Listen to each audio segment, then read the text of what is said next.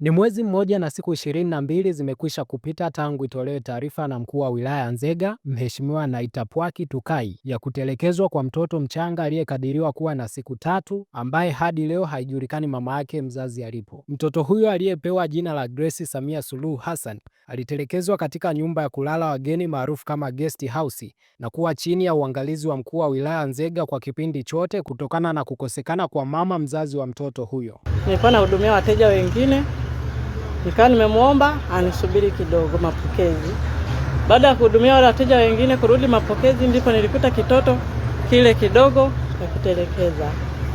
Mavazi yake alipoingia alikuwa kajifunika kitenge na kapakata hicho kitoto, na hisi kwa sababu muonekano wake alikuwa kama vile mjamzito alivyokuwa kajifunika kile kitenge.